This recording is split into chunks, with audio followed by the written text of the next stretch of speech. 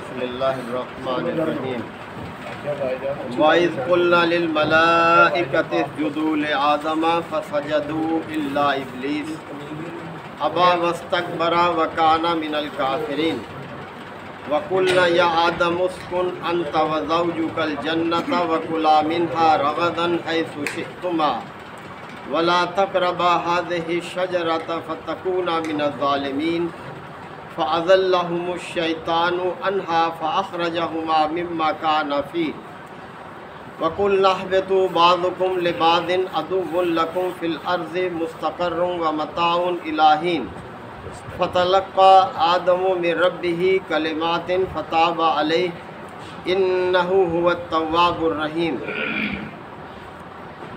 صدق اللہ مولانا العظیم۔ درست سورہ البقرہ کے یہ چوتھے رکوع کی آیات ہے۔ اس سے سابقہ رکوع میں یعنی تیسرے رکوع میں اللہ تعالیٰ نے اپنے بندوں کو اس بنیاد پر بندگی کا حکم دیا کہ اس نے انہیں پیدا کیا ہے، اور فرمایا گیا کہ یا ایھا الناس اعبدوا ربکم الذی خلقکم والذین من قبلکم، کہ اے لوگو اللہ کی بندگی اختیار کرو، اس لیے کہ اس نے تمہیں اور تم سے پہلے سب لوگوں کو پیدا کیا۔ تو جب اس نے پیدا کیا ہے تمہیں، تو تمہاری ذمہ داری ہے کہ اپنے خالق کی بندگی اختیار کرو، اس کے نافرمانی سے بچو۔ اب یہاں اس چوتھے رکوع میں اللہ تعالیٰ نے اسی بندگی کے حکم کو دوسرے انداز میں پیش کیا ہے، اور وہ یہ کہ اللہ نے انسانوں کو یہ فضیلت عطا کی ہے کہ انہیں اپنا خلیفہ بنایا ہے۔ تو جب خلیفہ بنا دیا انسان کو اللہ نے اپنا، تو خلیفہ کی ذمہ داری ہے کہ وہ اپنے مالک کے حکم کے مطابق کام کرے۔ خلیفہ خود مختار نہیں ہوتا، بلکہ اپنے مالک کی رضا کے تابع ہوتا ہے، اس کے حکم کو بجا لانے کا پابند ہوتا ہے۔ تو اس بنیاد پر اللہ تعالیٰ نے اپنی اطاعت، اپنی بندگی کی طرف توجہ دلائی ہے کہ تم زمین میں اس کے خلیفہ ہو۔ اس نے تمہیں اس کام کے لیے منتخب کیا ہے کہ تمہیں اس کے حکم کے مطابق اس دنیا میں زندگی بسر کرنی ہے۔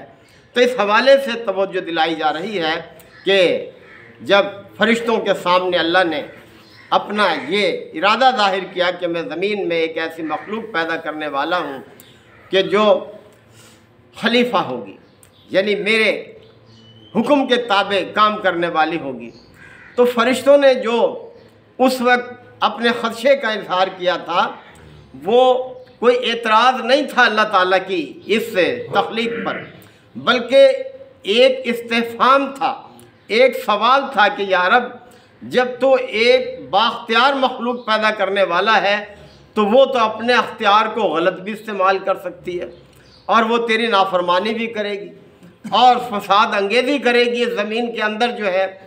تو اللہ تعالیٰ نے فرمایا تھا کہ دیکھو جو میں جانتا ہوں وہ تم نہیں جانتے۔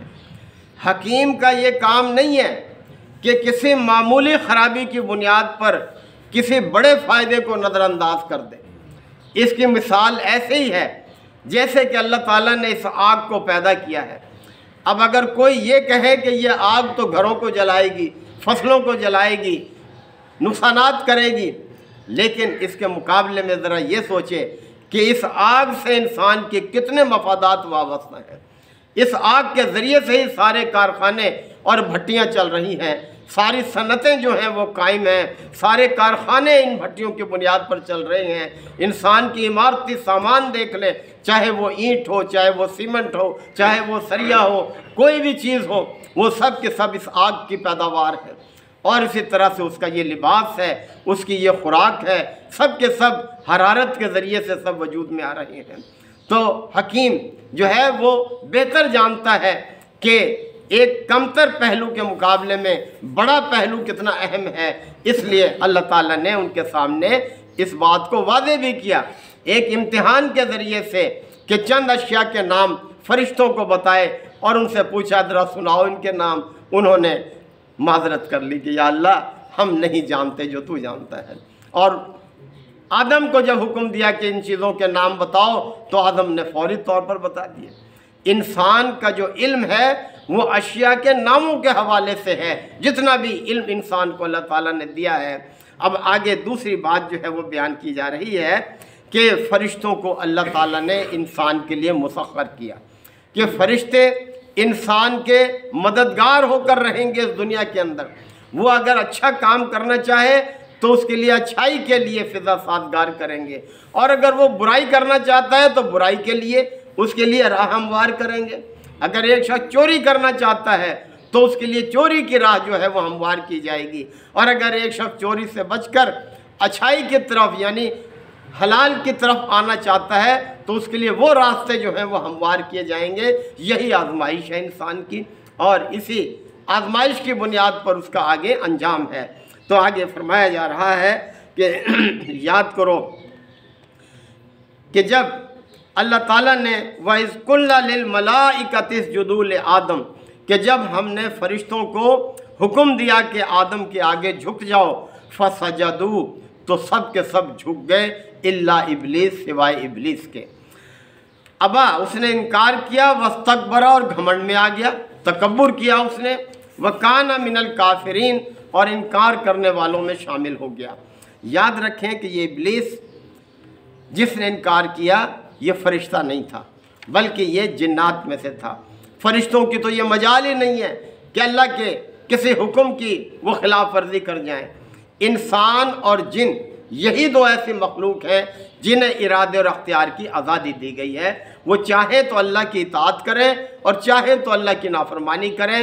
دونوں کا اختیار اللہ نے انسان اور جن کو دیا ہے، اور دونوں کا انجام بھی بیان کر دیا ہے۔ یہ تو یہ غلط فہمی نہیں رہنی چاہیے کہ اللہ تعالیٰ نے جب حکم دیا تھا تو یہ ابلیس بھی ان میں شامل تھا اس حکم میں، ایسا نہیں ہے۔ ابلیس جنات میں سے تھا، اور اس بنیاد پر ہی اس نے انکار کیا اللہ کے حکم کی پابندی سے کہ یہ ایک بااختیار مخلوق ہے جنات بھی۔ وَقُلْنَا يَا آدَمُ اسْكُنْ أَنْتَ وَزَوْجُكَ الْجَنَّةَ اور ہم نے پھر کہا کہ اے آدم تو اور تیری بیوی دونوں جنت میں رہو، یہاں سکونت اختیار کرو۔ اب یہاں یہ بھی غلط فہمی نہیں رہنی چاہیے کہ جنت حضرت آدم کا ٹھکانہ تھا مستقل، ایسا ہرگز نہیں ہے۔ شروع میں ہی یہ بات واضح کر دی گئی تھی۔ اللہ تعالیٰ نے فرمایا تھا کہ انی جاعل فی الارض خلیفہ، میں زمین میں اپنا خلیفہ بنانے والا ہوں۔ یعنی آدم اور اس کی جو ذریت ہے، یعنی جو بھی نسل آدم ہے، اس کا اصل رہائش کی جگہ جو ہے وہ کیا تھی؟ وہ زمین اللہ نے قرار دی تھی، اور جنت میں تو ایک عارضی قیام تھا حضرت آدم علیہ السلام کا، جو ایک آزمائش کے طور پر تھا۔ تو وہی بات یہاں بیان کی جا رہی ہے، وَقُلْنَا يَا آدَمُ اسْكُنْ أَنْتَ وَزَوْجُكَ الْجَنَّةَ اور ہم نے آدم سے کہا کہ تو اور تیری بیوی دونوں جنت میں ٹھہرو، وَكُلَا مِنْهَا رَغَدًا حَيْثُ شِئْتُمَا اور دونوں جو جی چاہے کھاؤ پیو، تمہیں اس میں کھلی اجازت ہے، جہاں چاہو پھرو، جہاں سے جو چاہو کھاؤ۔ وَلَا تَقْرَبَا هَٰذِهِ الشَّجَرَةَ لیکن اس درخت کے قریب نہ جانا، فَتَكُونَ مِنَ الظَّالِمِينَ ورنہ تم ظالموں میں شمار ہو جاؤ گے، یعنی حق تلفی کرنے والوں میں شمار ہو جاؤ گے۔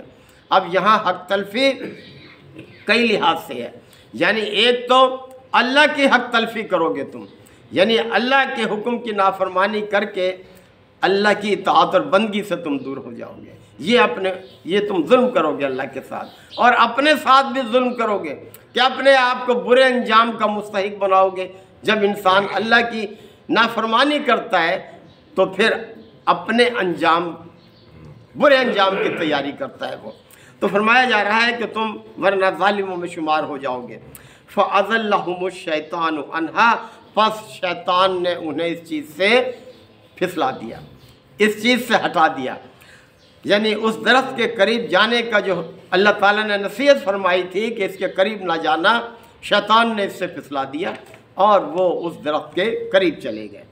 فَأَخْرَجَهُمَا مِمَّا كَانَ فِيهِ اور ان دونوں کو نکلوا دیا اس مقام سے جہاں وہ تھے۔ وَقُلْنَا اهْبِطُوا اور پھر ہم نے کہا کہ اب اتر جاؤ، بَعْضُكُمْ لِبَعْضٍ عَدُوٌّ اب تم ایک دوسرے کے دشمن ہوگے، یعنی تم شیطان کے دشمن اور شیطان تمہارا دشمن، اب تم ایک دوسرے کے دشمن بن کر رہو گے زمین پر، اور تم اب زمین پر اتر جاؤ، یہاں تک ہی تمہارا یہاں ٹھکانہ تھا۔ وَلَكُمْ فِي الْأَرْضِ مُسْتَقَرٌّ وَمَتَاعٌ إِلَىٰ حِينٍ، اور زمین میں تمہارے لیے ایک خاص مدت تک کے لیے ٹھہرنا ہے، اور تمہارے لیے وہاں سامان زندگی ہے۔ یعنی ہر انسان کے لیے زمین پر ایک خاص مدت جو ہے اللہ تعالیٰ نے اس کو دی ہے، جس کا اسی کو علم ہے کہ کتنے عرصے تک انسان کو، ہر شخص کو اس زمین میں ٹھہرنا ہے۔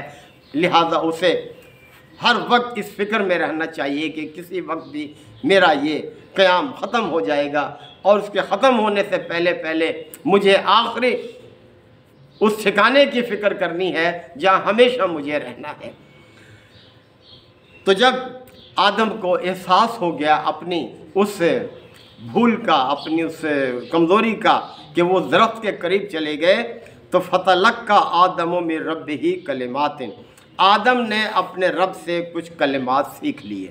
فَتَابَ عَلَيْهِ، اور ان کلمات کی بنیاد پر اس نے اپنے رب سے توبہ کر لی۔ اب دیکھیں آدم کو جب احساس ہوا اپنی اس بھول کا، تو اپنے رب کی طرف متوجہ ہوا، اور اسے وہ کلمات نہیں آتے تھے جس کی بنیاد پر وہ اپنے رب سے توبہ کرتا، لہٰذا اس کے رب نے اس کی یہ ضرورت پوری کر دی۔ اس لیے کہ یہ ضرورت ہمیشہ اس کی ضروریت میں رہے گی کہ انسان بھولے گا، غلطی کرے گا، کوتاہی بھی کرے گا، لیکن جب وہ اپنے رب کی طرف توجہ کرے گا، اپنے غلط رویے پر جب وہ پشیمان ہوگا، تو اس کا رب اس کو مایوس نہیں کرے گا، اس کا رب اس کی توبہ کو قبول کر لے گا، اور اسے پھر نیک راستے کی طرف قائم رہنے کی اس کو توفیق دے گا۔ تو یہاں فرمایا جا رہا ہے کہ فَتَابَ عَلَيْهِ، پس اس نے پھر اس کی توبہ قبول کر لی۔ جب اس نے توبہ کی اپنے رب سے، اِنَّهُ هُوَ التَّوَّابُ الرَّحِيمُ، یقیناً وہ بہت توبہ قبول کرنے والا ہے۔ توبہ کا مطلب ہوتا ہے پلٹنا، یعنی نافرمانی سے فرما برداری کی طرف پلٹ آنا۔ نبی کریم صلی اللہ علیہ وسلم نے اس حوالے سے ہمیں بڑی خوشخبری دی ہے، اور فرمایا کہ التائب من الذنب کمن لا ذنب لہ، گناہوں سے توبہ کرنے والا ایسے ہو جاتا ہے جیسے اس نے گناہ کیا ہی نہیں تھا۔ تو یہ ہمارے رب کی بہت ہمارے لیے ایک کشادگی کی ہے، یعنی ہمیں ہماری کوتاہیوں پر وہ معاف کر دیتا ہے، اور اس کی صفت جو ہے وہ معاف کرنے کی طرف مائل ہے، سزا دینے کی طرف مائل نہیں ہے۔ اس لیے فرمایا وَسَارِعُوا إِلَىٰ رَبِّكُمْ مِن رَبِّكُمْ، دوڑ کر چلو اس راہ پر، وَسَارِعُوا إِلَىٰ رَبِّكُمْ مَغْفِرَةٍ، جو مغفرت اور جنت کی طرف جانے والی راہ ہے، اس راہ کی طرف دوڑ کر چلو، یعنی دیر نہ لگاؤ۔ اللہ تعالیٰ سے دعا ہے کہ اللہ تعالیٰ ہمیں اسی راہ پر اپنے آپ کو قائم رکھنے کی توفیق عطا فرمائے، اور جب ہم سے کوئی غلطی کوتاہی ہو جائے تو ہماری کوتاہیوں کو معاف بھی فرمائے۔ وآخر دعوانا الحمدللہ رب العالمین، والصلاة والسلام علی رسولہ الکریم۔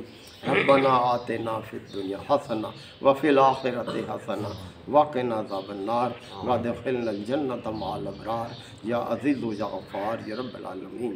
ربنا لا تؤاخذنا ان نسینا او اخطأنا، ربنا ولا تحمل علینا اصرا کما حملتہ علی الذین من قبلنا، ربنا ولا تحملنا ما لا طاقۃ لنا بہ، واعف عنا واغفر لنا وارحمنا انت مولانا فانصرنا علی القوم الکافرین، یا شافی الامراض اشف مرضانا ومرضى المسلمین، یا قاضی الحاجات اقض حاجاتنا وحاجات المسلمین، اللہم اعز الاسلام والمسلمین، ربنا تقبل منا انک انت السمیع العلیم وتب علینا انک انت التواب الرحیم۔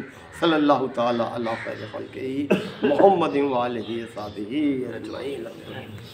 سبحان اللہ۔